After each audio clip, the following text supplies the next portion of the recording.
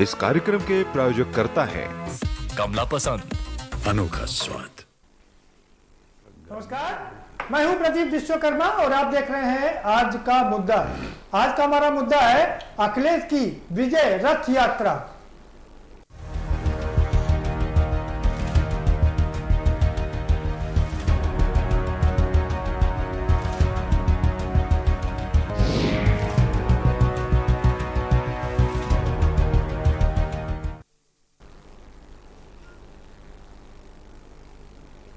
अखिलेश जी और उनके पिता श्री मुलायम सिंह यादव जी दोनों लोग टोटकों पर बहुत एतबार करते हैं। मुलायम सिंह यादव जब मुख्यमंत्री थे तो निठारी कांड हुआ था नोएडा में, लेकिन एक बार भी वो नोएडा नहीं गए। अनेक काम पड़े, तमाम काम हुए नोएडा, लेकिन जब तक वो मुख्यमंत्री रहे तब तक वो नहीं गए।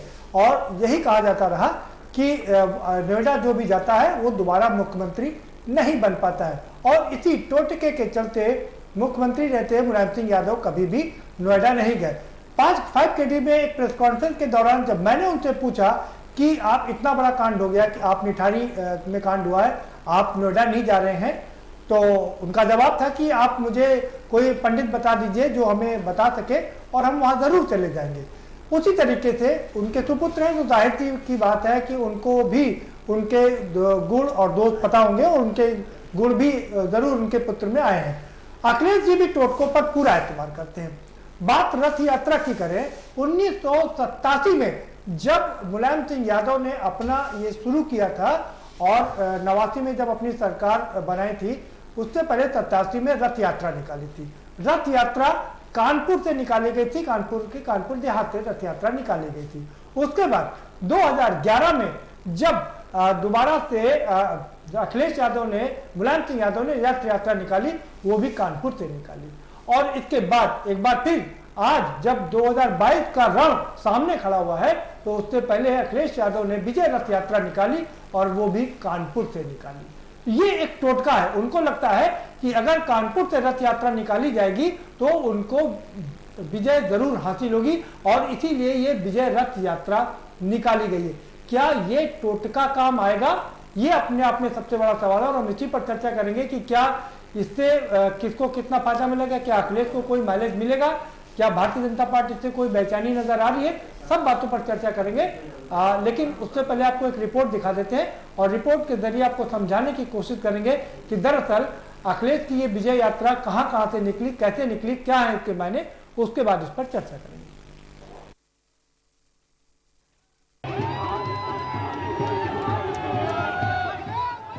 समाजवादी पार्टी के राष्ट्रीय अध्यक्ष अखिलेश यादव ने कानपुर उद्योग नगरी के जाजमऊ पुल से विजय रथ यात्रा की शुरुआत की है। हमीरपुर में प्रवास के बाद जालौन और कानपुर देहात में भ्रमण करके जन समर्थन जुटाया। उन्होंने कहा कि बुंदेलखंड ने भाजपा को भारी जीत दिलाई थी, लेकिन जनता को धोखा मिला है। किसान अभी मात्र एक फसल ही ले रहा है और अब तक उनकी आय दोगुनी नहीं हुई है। पेट्रोल के दाम 102 रुपये प्रति लीटर पहुंच गए हैं, तो वहीं उज्ज्वला के नाम पर दी गई गैस महंगाई के चलते बुझ गई है। उत्तर प्रदेश में 5 साल बाद फिर से सत्ता में आने की कोशिश कर रही समाजवादी पार्टी समाजवादी विजय यात्रा के माध्यम से पार्टी के राष्ट्रीय अध्यक्ष अखिलेश यादव ने चुनावी बुगुल फूंक दिया है। वहीं अखिलेश यादव ने बीजेपी पर तंज करते हुए कहा कि बीजेपी ने गंगा मैया को धोखा दिया है। जहां साफ होनी थी गंगा, आज वैसी ही गंदी है। कानपुर बड़ा शहर है, यहाँ कारोबार रोजगार है। कानपुर के लोगों ने अपनी बर्बादी देखी है। 2022 विधानसभा चुनाव जैसे जैसे नजदीक आ रहा है, वैसे वैसे सभी पार्टियां रैलियां निकालकर जनता को आकर्षित कर रही हैं। वहीं समाजवादी पार्टी ने भी कानपुर नगर, हमीरपुर, कालपी, जालौन से होकर कानपुर देहात तक रैलियां निकाली, जनता को लुभाने की कोशिश की।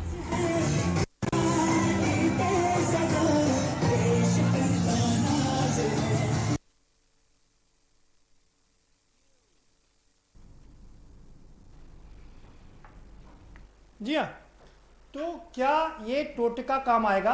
रथ यात्रा, विजय रथ यात्रा शुरू की है, वो क्या किस अंजाम तक पहुंचेगी, इसी पर चर्चा करेंगे। अपने मेहमानों से मैं आपका परिचय करा देता हूं।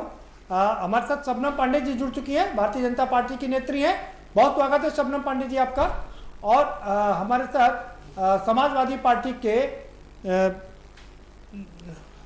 पार्टी से हमारे साथ में मनोज यादव जी जुड़ चुके हैं।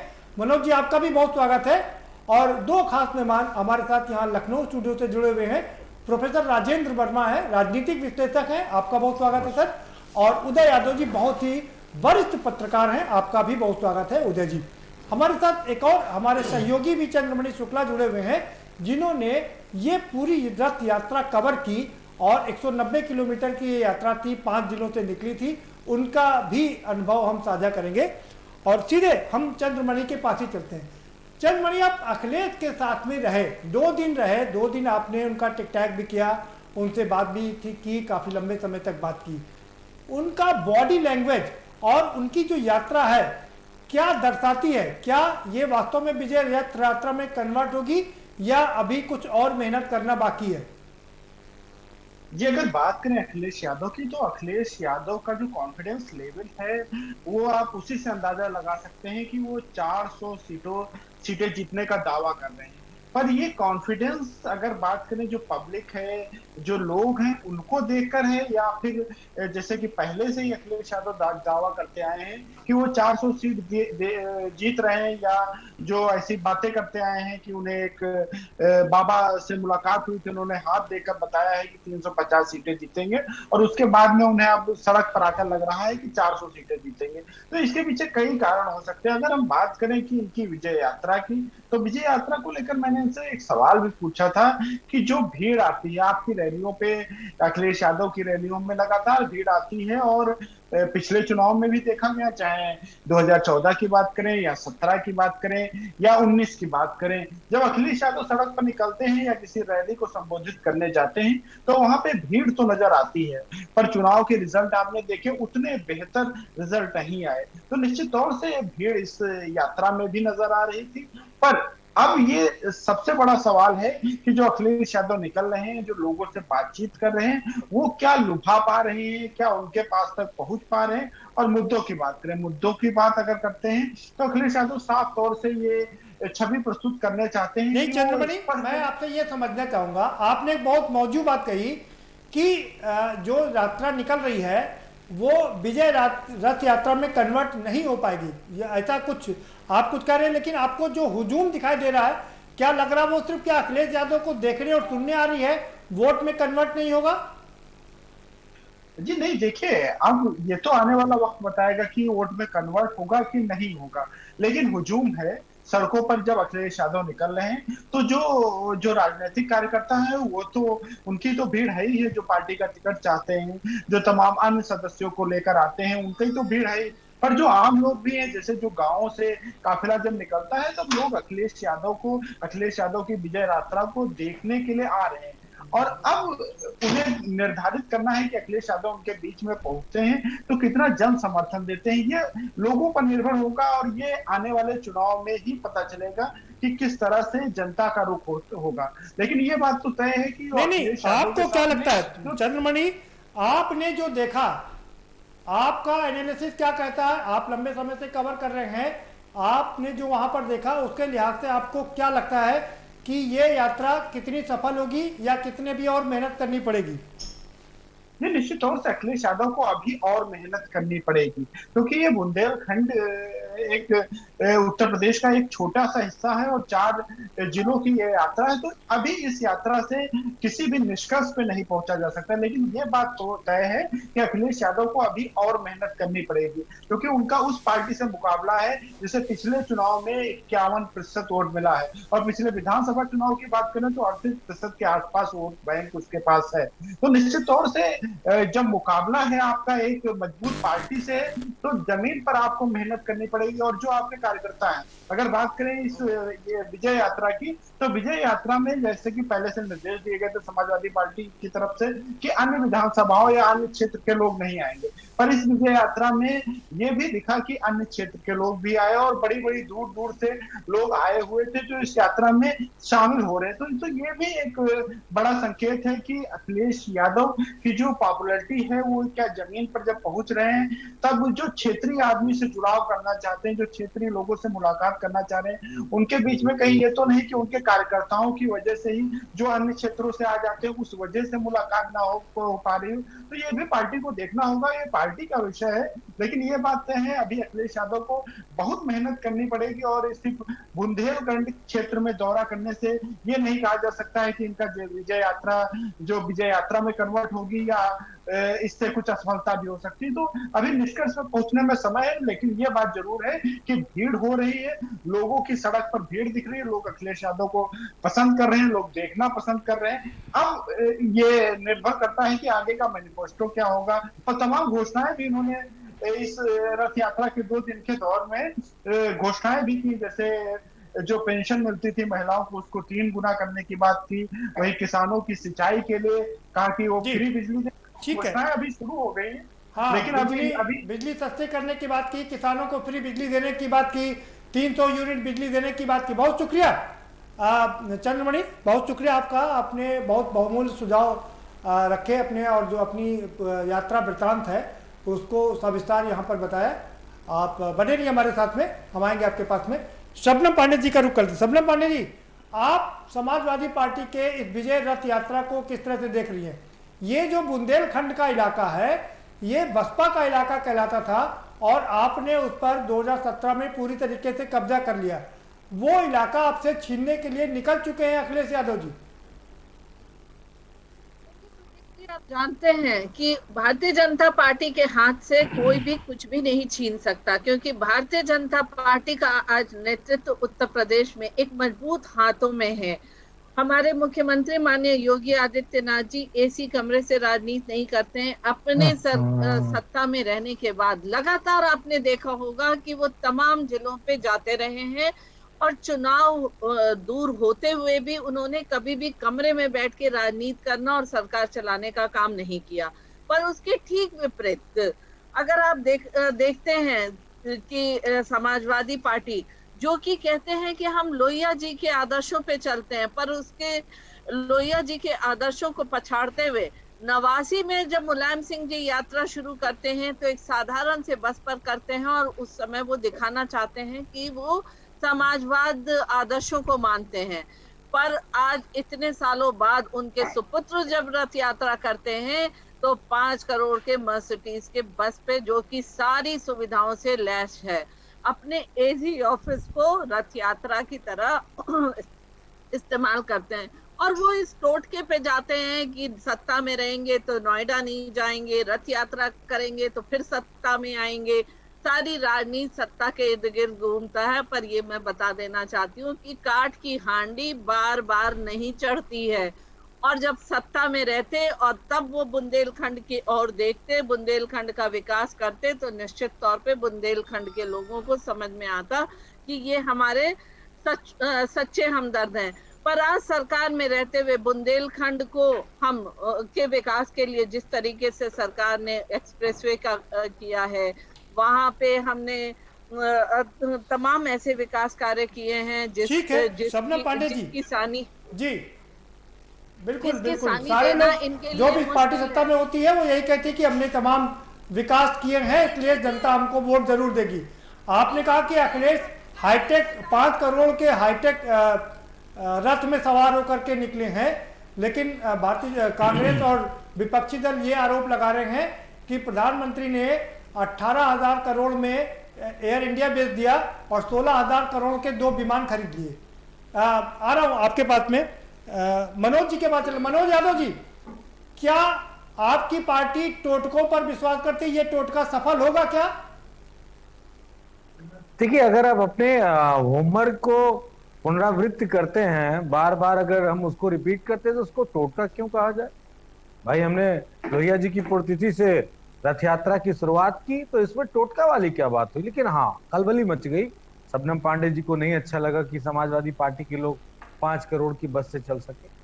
पूर्व मुख्यमंत्री हैं तो रक्षा व्यवस्था के इंतजाम होने चाहिए। हर जगह मंच नहीं लगा सकते हो। फिर जब रथ यात्रा कर रहे हो तो रथ तो ऐसा होना चाहिए ना जिससे जनता से वो आसानी से अपना जो भी आपस में संवाद करना वो कर सके।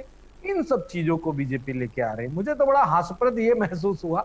मुझे लगा हो सकता है योगी जी का एक बड़ा सा डेवलपमेंट का एक एजेंडा अभी शबनम जी सामने रखेंगी और वो बातें कहेंगी जो समाजवादियों ने अब तक शायद नहीं करके दिखाया हो, लेकिन ऐसा कुछ नहीं हुआ। वो बात वहीं पे घूम फिर के चली आई। बुंदेलखंडी तो गए थे और अपने मंच से आदरणीय राष्ट्रीय अध्यक्ष जी ने जब उस फैक्ट्री की फोटो साथ में शेयर की और कहा कि समाजवादियों ने इसका शिलान्यास किया था और उद्घाटन भी हम ही करेंगे। क्यों?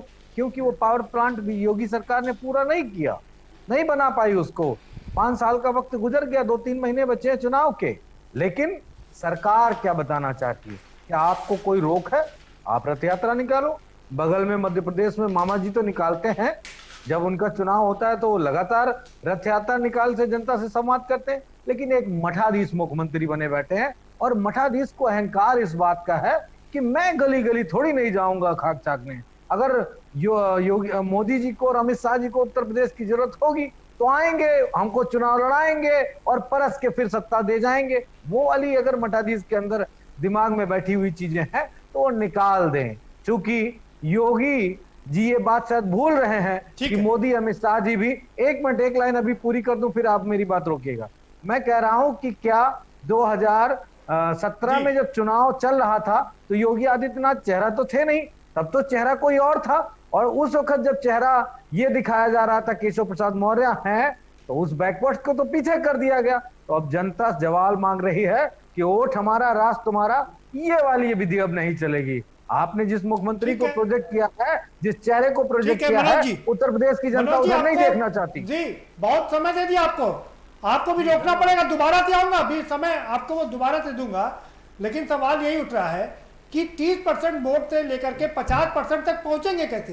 ये 20% का फासला करेंगे कैसे? ये अपने आप में सबसे मौजूद सवाल है, आपसे जवाब लेंगे।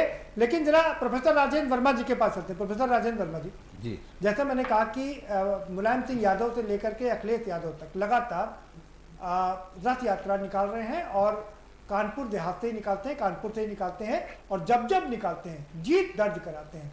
इस बार आप इसको किस अंदाज से देख रहे हैं? देखिए, रथ यात्रा निकालना लोकतंत्र में है, सब लोग निकालते हैं, अखिलेश जी भी निकाल रहे हैं। जहाँ तक टोटकाओं का सवाल है तो इस पर मेरा विश्वास नहीं है। जनता ही सब कुछ करती है लोकतंत्र में।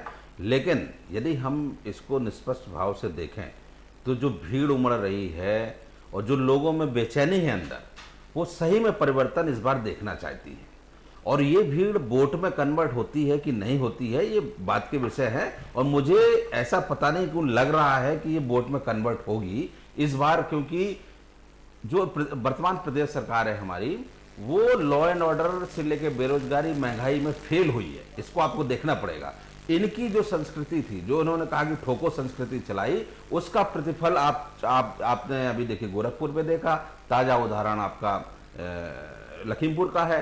तो लॉ एंड ऑर्डर से भी जनता ऊब गई है एकदम से। उसको कुछ नहीं चाहिए, उसको शांति व्यवस्था चाहिए कि लॉ एंड ऑर्डर अच्छा हो तो भाई जनता अच्छी तरह से व्यवहार कर सके, सड़कों में चल सके, उसके साथ कोई ऐसी दुर्घटना घटित ना हो। लेकिन क्योंकि बीजेपी ने ऐसा कहा उस समय बड़ा अच्छा लगा। तो मेरा यह कहना है कि जो लोकतांत्रिक मूल्य होते हैं, आप कानून व्यवस्था को सर्वोपरि रखना पड़ेगा आपको। यदि आपने उसको अपने कल्चर के पार्ट में तत्कालिक भाई के लिए आपने ठोको संस्कृति चला दी तो वही चीज आपको देखिए भुगतनी पड़ रही है।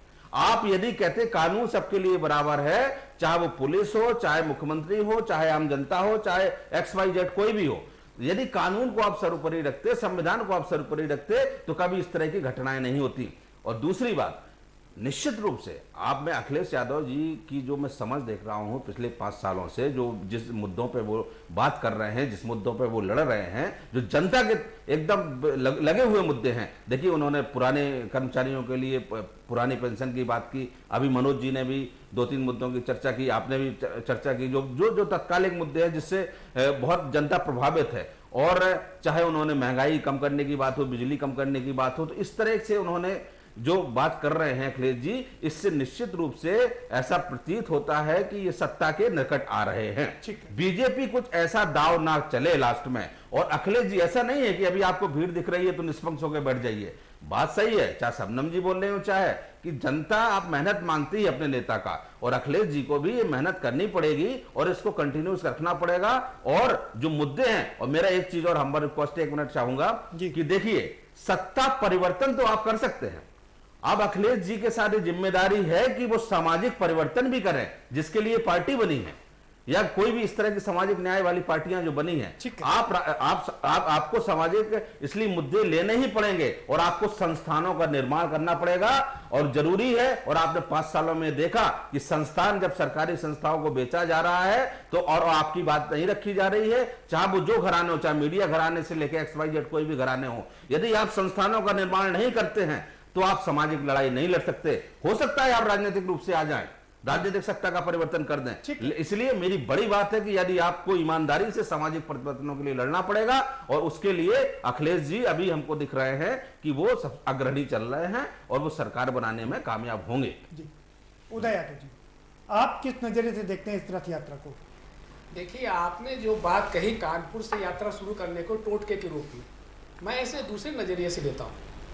उन्होंने कानपुर को इसलिए चुना कि पिछली बार बुंदेलखंड से उनको एक भी सीट नहीं मिली। दूसरा मुद्दा, बुंदेलखंड के लिए पिछली बार उन्होंने कई घोषणाएं की थी, कई चीज़ें शुरुआत की थी जो इस सरकार ने शायद उनको आगे नहीं बढ़ाया। वे चाहते थे कि वहाँ से शुरुआत करें जहाँ किसान जातियों का प्रभाव है, यादव, कुर्मी, लोधी जातियों का असर है, उनको प्रभावित करने के लिए, उनको अपने से जोड़ने के लिए जो समाजवादी पार्टी का मूल वोट बैंक रहा है, उन्होंने कानपुर को चुना। और कानपुर से जब वे बुंदेलखंड में गए तो उन्होंने वही मुद्दे उठाए। उन्होंने याद दिलाया कि समाजवादी पार्टी की सरकार ने पिछली बार कई मंडियां बनाई थी, वे मंडियां यूं की जो की तो बनी खड़ी हैं, उनका उपयोग नहीं किया इस सरकार ने। उन्होंने कहा तिलहन और दलहन का जो मुद्दा उठाया, जो किसान को समृद्ध कर सकता था, उस पर वर्तमान सरकार ने शायद काम नहीं किया। उन्होंने कहा कि अगर हमारी सरकार आती है तो हम तेल का इतना बड़ा कारखाना लगाएंगे जो बुंदेलखंड के लोग बाहर निर्यात कर सकें, जिससे उनका जो आर्थिक आधार है वो मजबूत हो सके। बेसिक बात यह है कि वो बुंदेलखंड में किसानों को जोड़ना चाह रहे हैं, उनके सवालों को छूना चाह रहे हैं, उनकी बात उठा रहे हैं, जिससे वे समाजवादी पार्टी की तरफ आए। लेकिन ये ठीक है कि भाई एक बार के दौरे से बात नहीं बनती, आप उसे ये नहीं कह सकते कि पार्टी सत्ता में आ जाएगी। ये शुरुआत है, ये कार्यकर्ताओं में, समर्थकों में उत्साह पैदा करने का वो एक प्रयास है जो उन्होंने अपनी यात्रा के जरिए शुरू किया है। अब आगे देखना है कि इस उत्साह को वो कैसे और जोश में तब्दील करते हैं। कैसे वो, अभी ये बहुत मेहनत करनी पड़ेगी। हमारे संवाददाता भी बता रहे थे। शबनम पांडे जी, मैं आपके पास आ रहा हूँ। ये बुंदेलखंड का इलाका है कि जो जिसको प्यार देता है फिर वो राजा बन जाता है, और तमाम, चाहे कांग्रेस हो, राहुल ने भी वहाँ पर 87,000 का पैकेज दिया किसानों के लिए, और हर सरकार वहाँ पर कोशिश करती है। आपने भी कहा कि नल से जल देंगे, तमाम योजनाएं वहाँ पर चला दी। आपको लगता है कि जो योजनाएं आपने चलाई हैं वो अखिलेश की विजय रथ यात्रा पर भारी पड़ेंगी? निश्चित तौर पे जिस तरीके से बुंदेलखंड के विकास के लिए सरकार ने लगातार पहले साल से ही, पहले दिन से ही कमर कसी है, वो रंग ला रही है। आपने देखा कि हम जब अगर 30-35% पाते हैं विधानसभा में और उसके बाद लोकसभा में जम करके 50% हमें वोट मिलता है, तो आप इसी से अंदाजा लगाइए कि किस तरीके से हमारी पॉपुलैरिटी बढ़ रही है और हम पर विश्वास कितना है। ये कहते हैं कि समाजवादी पार्टी को या अन्य विपक्षियों को सामाजिक परिवर्तन लाना चाहिए। समाजवादी पार्टी ने निश्चित तौर पे सामाजिक परिवर्तन लाया, यादवीकरण करके रख दिया उत्तर प्रदेश का। ये आपने हर तरफ देखा होगा जब इनकी सरकार थी। समाजवाद के नाम पे करोड़ों के घोटाले आए, समाजवाद पेंशन देने के नाम पे। सियासत तो सभी लोग करते हैं। मैंने आपसे सवाल पूछा था कि आपने कहा कि अखिलेश यादव 5 करोड़ के रथ पर चल रहे हैं। विपक्ष सवाल यह खड़ा कर रहा है कि देश के प्रधानमंत्री ने 8-8 हजार करोड़ के 2 विमान खरीद लिए, 16,000 करोड़ के 2 विमान। देखिए, एयर इंडिया घाटे पे चल रही थी। क्या घाटे पे किसी को चलाना बेहतर है? क्या बार घाटे पे चला? और नहीं, आप बेच दीजिए, उसी पर तो दिक्कत है। लोग कह रहे हैं कि सब बेचे दे रहे हैं, कुछ बचेगा नहीं। और मैं उस पर बात नहीं कर रहा हूं, मैं खरीदने की बात कर रहा हूँ। एयर इंडिया बेचा वो अलग बात है, जो 2 विमान खरीदे 16,000 करोड़ के, प्रियंका उस पर आरोप लगा रही हैं। देखिए, ये तो वैसे ही बात हो गई कि जब हमने माफियाओं पे कार्रवाई करना शुरू कर दिया तो ये ब्राह्मण वोट खेलने लगे। वैसे ही हमने एयर इंडिया को मजबूत हाथों में देके एयर इंडिया को मजबूती से चला के देश के प्रोफेसर राजेंद्र वर्मा जी कह रहे हैं, शबनम पांडे जी, तो ये अगर बड़ी आप चीज- सबको बराबर से मारते, माफियाओं को मारते तो दिक्कत ना होती। ठोकों की राजनीति में बेचारे व्यापारी गुप्ता जैसे लोग पिट गए। देखिए, अगर पुलिस हो या कोई भी ब्यूरोक्रेसी मर गए। है, उनकी नकारात्मक राजनीति है प्रदीप जी, तो वो सलाखों के पीछे गए हैं। गोरखपुर में जिन पुलिस अधिकारियों ने ये काम किया वो सलाखों के पीछे गए। हमारे समय नहीं, में कार्रवाई आपने की, 6 में से 5 लोग जेल चले गए, इसमें कोई शक नहीं है। लेकिन उससे पहले डीएम और एसएसपी वो महिला को धमकाते नजर आए कि अगर आप एफआईआर दर्ज करा देंगी तो ये सब उनका जीवन बर्बाद हो जाएगा। मीनाक्षी ने कहा कि मेरा जीवन बर्बाद हो गया, उसका क्या? जी बताइए, क्या धमकाने का असर हुआ? क्या मुख्यमंत्री जी ने इस पे स्वतः संज्ञान लेते हुए कार्रवाई करने की आश्वासन दिया कि नहीं दिया, और कार्रवाई किया कि नहीं किया? ये बात मुद्दा रखता है। ये वो समय नहीं है कि प्रजापति रेप करके मुख्यमंत्री के साथ मंच शेयर करते रहे, वीआईपी कल्चर रहे और जनता को सामने दिखाते रहे कि देखो रेपिस्ट मेरे साथ है, कोई कुछ बिगाड़ नहीं सकता। वो वीआईपी कल्चर आज उत्तर प्रदेश से चला गया है। तो आप इस पर ध्यान दीजिए कि कार्रवाई हुई कि नहीं हुई, चाहे कोई अधिकारी हो, कोई कर्मचारी हो, कोई नेता हो, दबाव नहीं डाल सकता आज नहीं, इसमें कोई शक नहीं कि कार्रवाई हुई, वरना 6 में से 5 लोग आज जेल में ना होते। प्रदीप जी एक बात और, जो ये भीड़ इकट्ठा हो रही है अखिलेश यादव जी को देखने के लिए नहीं, 5 करोड़ की बस देखने के लिए हो रही है। ये डेडली कॉम्बिनेशन करके पिछले चुनाव में भी आए थे कि मायावती जी और सपा मिल जाएगी तो भारतीय जनता पार्टी औंधे मुंह गिर जाएगी, लेकिन क्या हुआ? औंधे मुंह ये दोनों गिर गए। तो ये ध्यान कर लें, जब हम जनता के संपर्क में हैं, हम जनता के लिए काम कर रहे हैं, उनकी आशा आकांक्षाओं को समझ रहे हैं, उनकी समस्याओं का समाधान कर रहे हैं, तो ये भीड़ इकट्ठा करके, किराए की भीड़ से ये वोट इकट्ठा नहीं कर पाएंगे। अब ये इनका पैतरा बाद में आप सुनेंगे चुनाव के बाद की। ठीक है शबनम जी, ठीक है शबनम जी, वोट इकट्ठा नहीं कर पाएंगे और ये लोग आ रहे हैं वो अखिलेश को देखने और समझने और सुनने नहीं आ रहे हैं, बल्कि 5 करोड़ का रथ देखने के लिए आ रहे हैं। ये कह रही शबनम पांडे जी। चर्चा जारी रखेंगे, एक छोटे से ब्रेक के बाद एक ब्रेक लेंगे, ब्रेक के पर आएंगे तो चर्चा के सिलसिले को आगे बढ़ाएंगे और जरा मनोज यादव से समझने की कोशिश करेंगे कि क्या भाई अमर सिंह आए थे तो समाजवादी पार्टी हाईटेक हो गई थी, क्या अभी भी उसी राह पर चल रही है, और ये 5 करोड़ के रथ निकाल के आप चुनाव कैसे जीतेंगे, इस पर चर्चा जारी रखेंगे एक छोटे से ब्रेक के बाद।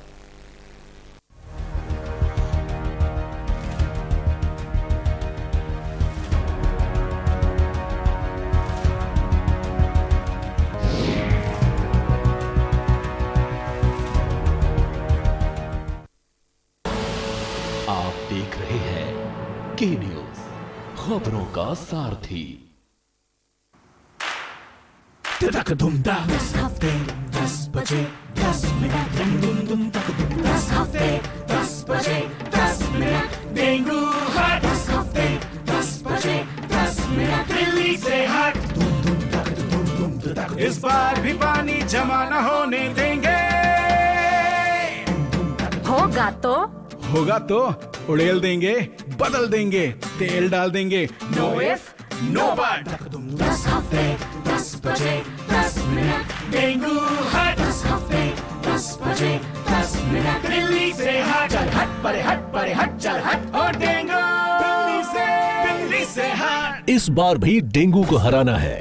10 हफ्ते 10 बजे 10 मिनट फिर से अपनाना है। हर रविवार डेंगू पर वार। 10 हफ्ते 10 बजे 10 मिनट, डेंगू हट 10 हफ्ते 10 बजे 10 मिनट, दिल्ली से हट।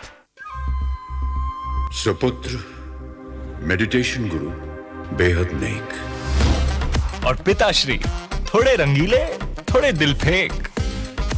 दोनों के अलग हैं रंग, पर दोनों का एक अनोखा स्वाद। कमला पसंद, अनोखा स्वाद। और खुशबू में झूम के भाई लेके आए गोल्डी मसाले, खुशबू और स्वाद ऐसा तो रिश्तों में गुस्सा कैसा। पर ये दिल है कि चख रहा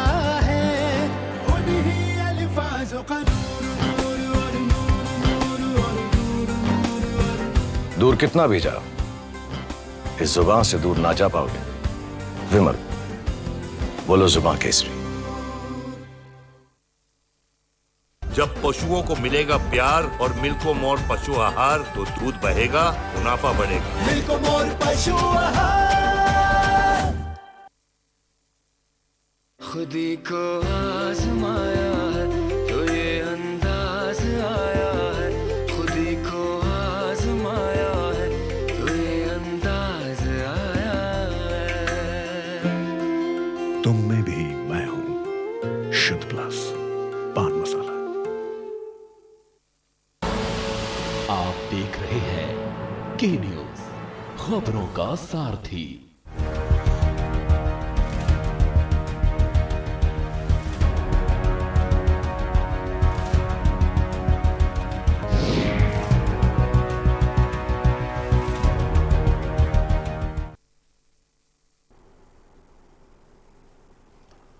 ब्रेक के बाद आपका स्वागत है और हमारे साथ सभी मेहमान बने हुए हैं। मनोज जी का रुख करेंगे। मनोज जी, दो चीज है, एक तो शबनम पांडे जी कह रही हैं कि लोग अखिलेश को देखने के लिए नहीं आ रहे, बल्कि 5 करोड़ का जो रथ बनाया गया है उसकी सुंदरता को निहारने के लिए आ रहे।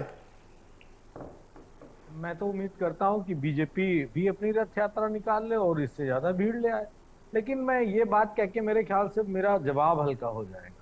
मैं शबनम जी को दूसरी बात याद दिलाता हूँ। 5 करोड़ का रथ है। उत्तर प्रदेश की जनता को 2017 में ये कहा गया था कि डबल इंजन की सरकार बनेगी, और भी डबल इंजन कौन से, विश्वकर्मा जी ध्यान दीजिएगा मेरी शब्दों पे, बुलेट ट्रेन के डबल इंजन जिसमें मनोज जी, स्पीड होगी। मनोज जी, हम देखिए साफ कर दें आपको, हम आज बात कर रहे हैं अखिलेश यादव की विजय रथ यात्रा पर। हम आप सरकार को कटघरे में खड़ा करेंगे हमेशा की तरह, उस पर नहीं जाएंगे। हम सवाल इसी पर केंद्रित रखेंगे। मेरा सवाल आपसे ये है, मैं इस आपने कहा रथ से अलग नहीं हूं। टोटकों की बात नहीं करती है। मेरा एक सवाल सुन लीजिए। 1987 में मुलायम सिंह यादव ने विजय रथ निकाला, कानपुर से निकाला। 2011 में विजय रथ निकला, कानपुर से निकला। अब 2021 में विजय रथ निकल रहा, कानपुर से निकल रहा। इसको आप क्या मानेंगे? देखिए, समाजवादी पार्टी अपने जो तमाम सारे ऐसे फार्मूले हैं जिन फार्मूलों को सफल माना गया, उस फार्मूले पे चल रहे हैं। उस बात पे मैं बात ही नहीं कहता हूं कि ये कोई बड़ी बात है। सवाल आपने उठाया कि 5 करोड़ का रथ है, तो इसका जवाब जरूर, तो मेरे ख्याल से मोदी जी योगी जी मिलके उत्तर प्रदेश में डबल बुलेट इंजन की ट्रेन निकाल देते तो जनता उसको देखने जाती। उसमें तो चारों तरफ से बैरिकेडिंग भी होती है, जनता देख के कितनी खुश होती, लेकिन आपने तो दिखाया नहीं। आ रही आपको पता नहीं है मनोज जी? अयोध्या तक जाने वाली है बुलेट ट्रेन, तो कब आएगी? पटरी कहाँ बिछ रही है? अरे अच्छा, हिंदुस्तान के किस कोने में बिछ चुकी है पटरी, यही हमको बता दीजिए। कहाँ उद्घाटन हो चुका है, कहाँ से कहाँ तक चलेगी? बनने में वक्त अरे लगेगा ना। सुनिए सुनिए सुनिए, देखिए हम अनाउंसमेंट अगर करने पे उतर आएंगे, प्रधानमंत्री जी ने अनाउंसमेंट किया है। अरे बहुत कुछ है, 15 लाख का भी अनाउंसमेंट था और 2 करोड़ रोजगार का भी अनाउंसमेंट था और किसानों की आय दोगुनी करने का भी अनाउंसमेंट था। तो और इसको, ये बड़ा वाला जुमला है, स्पीडेड जुमला है, इसको डबल स्पीड जुमला कह सकते हैं आप। मैं बीजेपी से ये पूछना चाहता हूं, क्या बीजेपी अपनी इस सरकार के 22 कामों को 2022 में बता पाएगी? कुछ सवाल है, जनता के कुछ सवाल हैं, पहले वो सवालों का जवाब दे दीजिए, फिर आप सवाल पूछिएगा। सवाल नंबर 2, आप अखिलेश यादव ने खजांची से रथ यात्रा की शुरुआत कराई। ये खजांची 2016 में नोटबंदी हुई थी, उस समय पैदा हुआ था। अखिलेश ने उसको अडॉप्ट किया है, बहुत अच्छी बात है। उससे रथ यात्रा की शुरुआत कराई। नोटबंदी पर आप कई चुनाव लड़ चुके हैं, लेकिन जनता ने आपको नकार दिया है। देखिए, नोटबंदी के फायदे जो प्रधानमंत्री जी ने गिनाए थे वो त्वरित फायदे गिनाए थे कि ये फायदे हो जाएंगे, लेकिन उसका नुकसान क्या है? हमारे साथ 2 वरिष्ठ लोग हैं पैनल में, एक पत्रकार हैं और राजनीतिक विश्लेषक हैं। क्या आर्थिक रूप से देश हमारा समृद्ध हो गया? क्या उस नोटबंदी का परिणाम स्वरूप आज हमारी बेरोजगारी के आंकड़े किस दशमलव को क्रॉस करके कहां पहुंच चुके हैं? क्या ये बीजेपी के लोगों को नहीं पता है क्या देश की अर्थव्यवस्था कहां चली गई? तो ये कुठाराघात हम इन सरकार पे करेंगे और इसलिए करेंगे कि याद दिलाएंगे कि आपने जो जो फायदे बताए थे नोटबंदी थे, या तो फिर योगी आदित्यनाथ बताएं कि मोदी जी ने नोटबंदी की, उत्तर प्रदेश को इतना फायदा हो गया। आप जरूर करिए, बताएं ना, आप आक्रमण जरूर करिए, लेकिन मैं फिर से वही सवाल कर रहा हूं कि ये मुद्दे जनता नकार चुकी है और बार बार आप वही मुद्दे उठाते हैं। देखिए ये बात आपने अच्छा सवाल पूछा। अमिताभ बच्चन की लगातार कंपनी एक एबीसी बनती है और लगातार कई पिक्चर फ्लॉप हो जाती है। सुन लीजिए मेरी बात। और इसके बाद अमिताभ बच्चन फिर से आते हैं और महानायक के रूप में बनते हैं। तो ये बात बिल्कुल कहिए कि कोई मुद्दा अप्रासंगिक हो चुका है।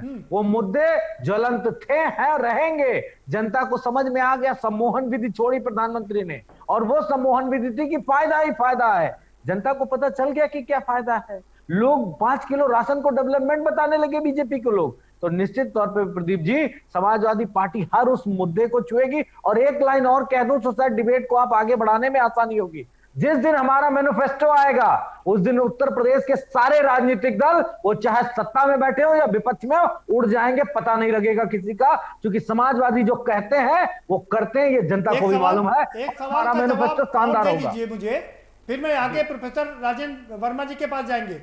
मनोज जी, सवाल यह है कि लोग पूछ रहे हैं, वहां भी कानपुर में भी ये चर्चा थी, माई फार्मूले से कब ऊपर उठेंगे आप? अरे हम तो माई फार्मूले को कल भी आसमात किए थे और नए फार्मूले के साथ चल रहे हैं। माई में महिलाएं हैं और वाई में युवा है। ये बात राष्ट्रीय अध्यक्ष जी कह चुके हैं। इसी फार्मूले पे चुनाव होगा। महिलाओं को बहुत दुख दिया है सरकार ने।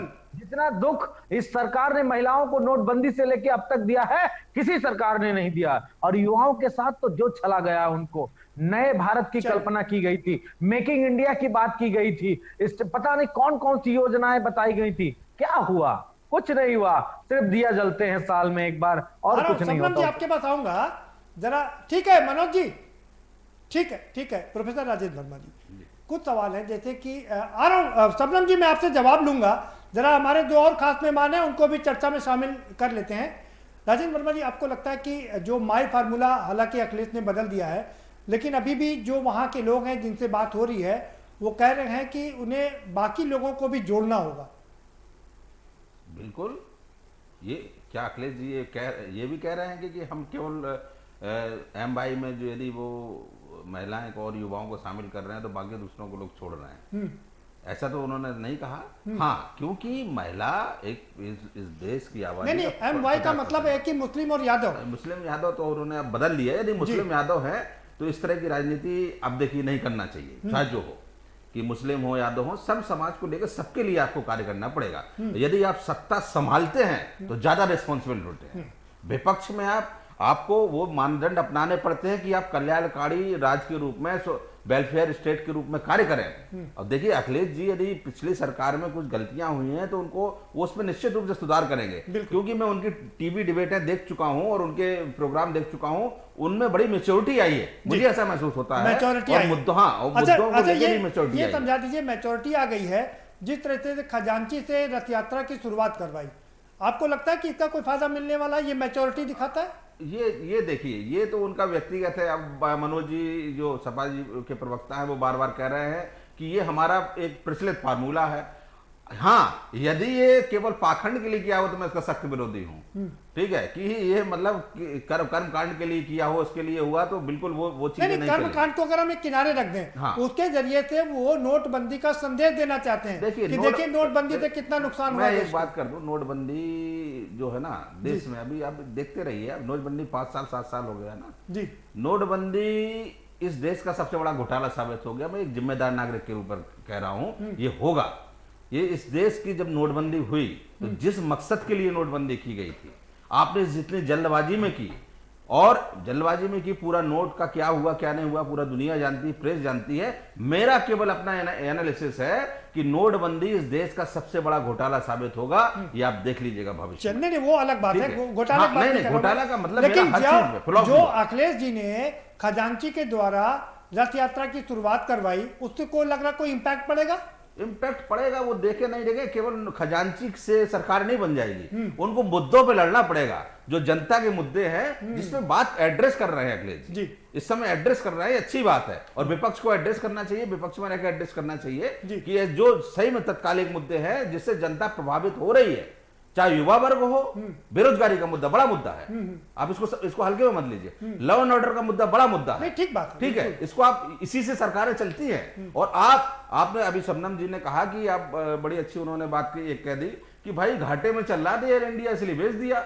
अरे भाई सरकार किस लिए है? आप कोई बीमार है तो उसको ठीक करने के लिए प्रयत्न करना चाहिए कि हम उसको सबरेट बना के उसको भेज देंगे। बीमार हो घर से निकाल दो, बाहर मर जाओ, बिल्कुल ठीक है। सरकारों का ये दायित्व है। ये अच्छी हमको लग रहा है कि बीजेपी की पॉलिसी वो कैसे हो सकती है? देश की जो अर्थव्यवस्था है उसको दुरुस्त कर रहे हैं, और उसको दुरुस्त करने के लिए प्रोफेसर साहब सुन लीजिए, जब देश की अर्थव्यवस्था शरीर को दुरुस्त करना होता है तो कुछ ऑपरेशंस भी करने होते हैं। ये उसी तरीके के ऑपरेशन, बिल्कुल ऑपरेशन कीजिए आप, उनको ऑपरेशन करके एयर इंडिया को मजबूत करते हैं आप देखिए, एक समय जब समृद्ध सरकार रहती है तो वही एयर इंडिया को सरकार अपने अंडर में लेती है। देखिए सरकार अपने अंडर में लेती है प्राइवेट संस्थान को, और उसका सरकारीकरण करके लोगों को उसके फायदे देते हैं, उसका किराया कम होता है, लोगों को सुविधाएं देते हैं। तो सरकारों का एक काम है, मैं बार बार बोलता हूं कि कल्याणकारी राज्य के रूप में भूमिका अदा करनी पड़ेगी सरकारों को, ठीक है। और वो सबसे बड़ा आप इस देश में हर जो सबसे बड़े संस्थान, रेलवे, ठीक है, एयरपोर्ट तो चलिए थोड़ा एक सेगमेंट के लिए है, और भी जिस हिसाब से बेचे जा रहे हैं ये अच्छी बात नहीं है। इसका प्रतिफल बाद में खराब होगा। ये एक बड़ा मुद्दा बन सकता है, आपका कहने का मतलब बिल्कुल बने। उदय यादव जी, ये जो मुद्दे जो अखिलेश जी रथ यात्रा निकाल के जा रहे हैं, आपको लगता है कि जो उससे कुछ फायदा मिलने वाला है, या जो नोटबंदी की संदेश देना चाह रहे हैं उस नोटबंदी का मैसेज जाएगा?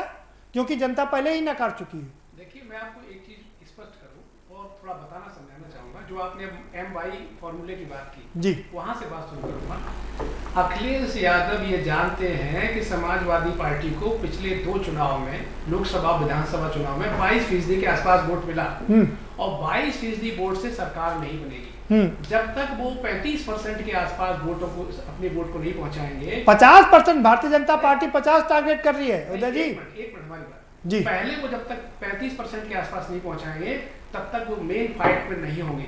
इसको ध्यान में रख के ही समाजवादी पार्टी काम कर रही है। आपको ध्यान होगा 2 महीने के अंदर सिर्फ यादव और मुस्लिम की बात नहीं रही है, वो ये जानते हैं नरेश उत्तम पटेल के नेतृत्व में कुर्मी और किसानों की यात्रा निकाली गई। भारतीय जनता पार्टी 80 के 80 जिलों में पिछड़ों का सम्मेलन कर रही है। आप समाजवादी पार्टी बात कर रहे हैं ना? मैं दोनों की बात बता रहा हूँ ना। भारतीय जनता पार्टी भी कम मेहनत नहीं कर रही है। अरे भाई हम आप इसी सपा में बोल रहे हैं ना जी जी, कि सपा क्या कर रही है। बीजेपी पे जब बोलना होगा तो बीजेपी बोलेंगे जी, है ना।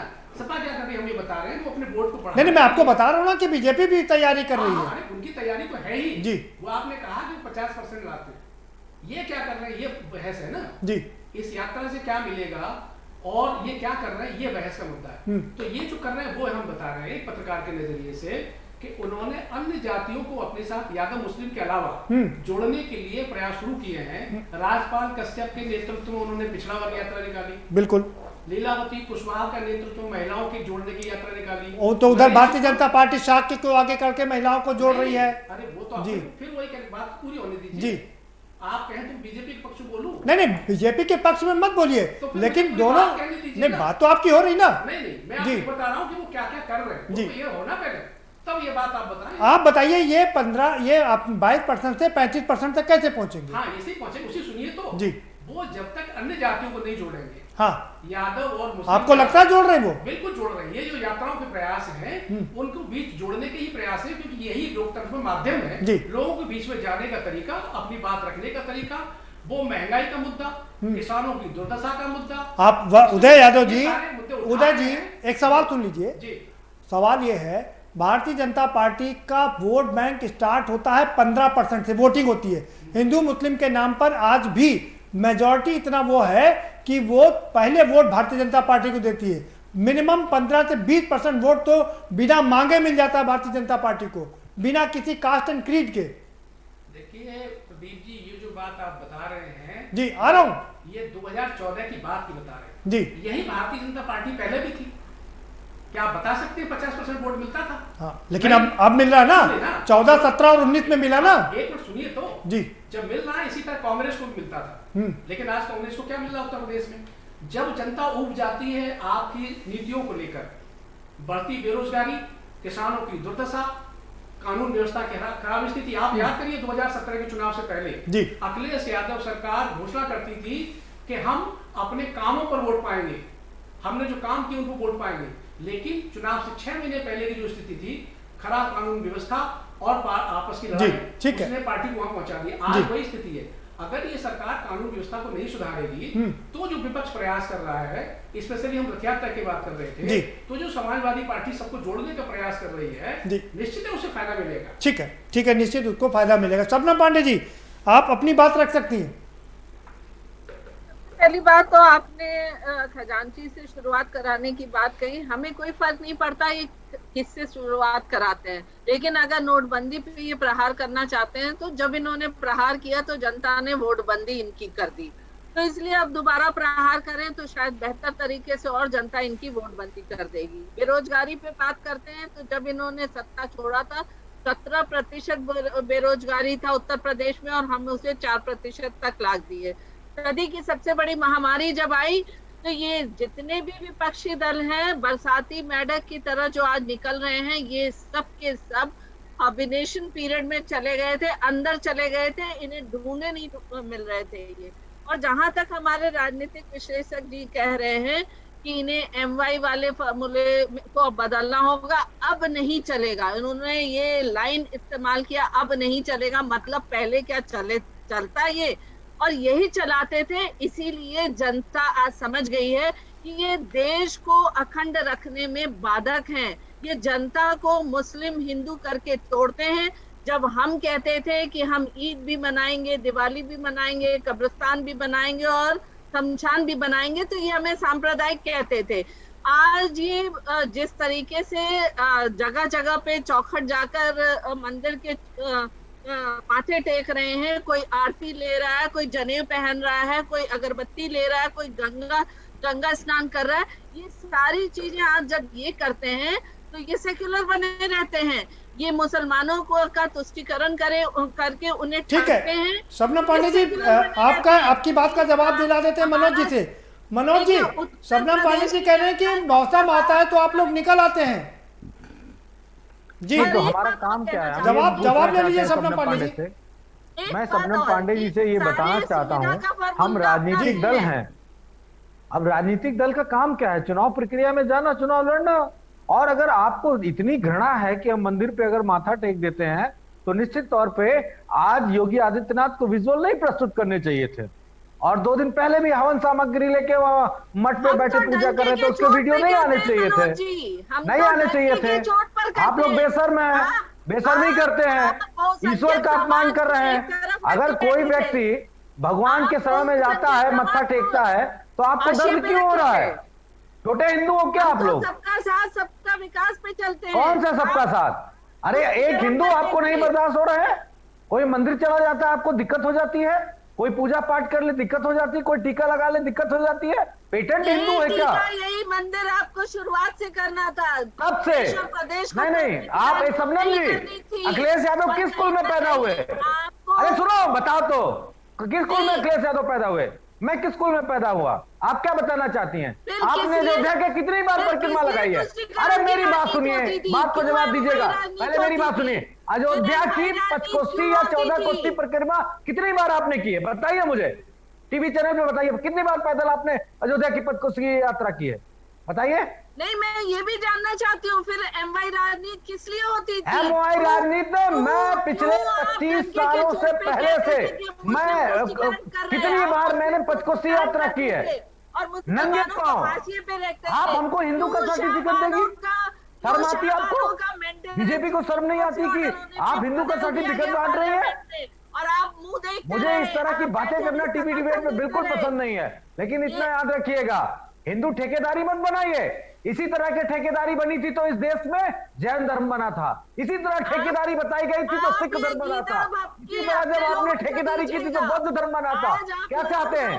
हिंदुत्व को कमजोर करना चाहते हैं आप? जनता के साथ आप हिंदुत्व को कमजोर करके एक और धर्म बनाना चाहते हैं क्या? को समझ चुकी है। मैं कह रहा हूँ, और हिंदू धर्म को और तोड़ के दूसरा धर्म बनाना चाहते हैं क्या? और आज शर्म नहीं आती है? वो पाखंडी ढोंगी उत्तर प्रदेश के मुख्यमंत्री ढोंग करते नजर आते हैं टीवी चैनल पे, और आप हमसे पूछ रहे हैं हिंदू नहीं है?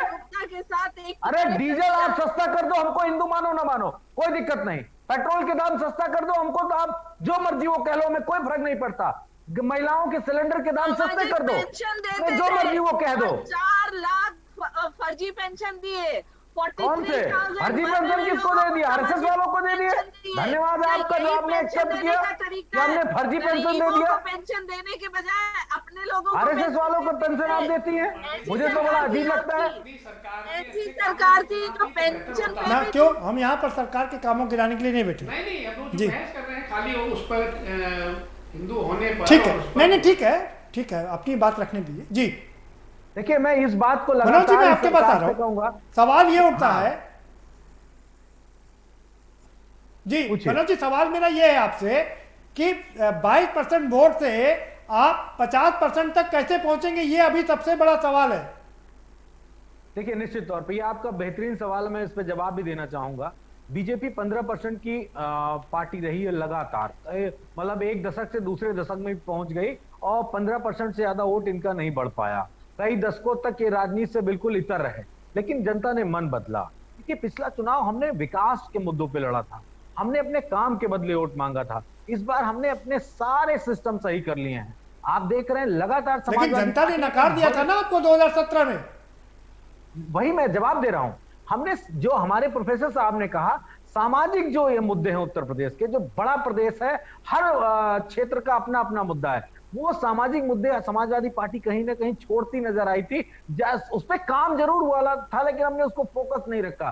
समाजवादी पार्टी लगातार जोड़ रही है। आप देखिए किस वर्ग, किस जाति, किस धर्म के लोग समाजवादी पार्टी में विश्वास नहीं जता रहे हैं, कितनी बड़ी तादाद में लोग रोज शामिल हो रहे हैं। बताइए कौन सा राजनीतिक दल उत्तर प्रदेश में है जो इतनी बड़ी तादाद में लोग उस पार्टी के प्रति आस्था होके उस पार्टी में आ रहे हैं और अपनी आस्था जता रहे हैं। तो ये जो सामाजिक मुद्दे हैं, जो सामाजिक न्याय के मुद्दे हैं, जो बातें मैं कह नहीं चाहता, टीवी पे कहना भी नहीं पसंद करता, उन भी मुद्दों पे समाजवादी पार्टी लगातार काम कर रही है। और इस बार चुनाव जो होगा शानदार तरीके से होगा। आप 50% की बात करते हैं, हम इनको 15% पे लाके पटकेंगे। हमारा क्या होगा ये अलग की बात होगी, ये 15% पे पहुंच जाएंगे। ठीक है, मुंगेरी लाल के सपने सभी लोग देख सकते हैं। मुंगेरी लाल तो आप भी थे स्वप्न पांडे जी, उत्तर प्रदेश में। आप 50% वोट की तैयारी कर रहे हैं।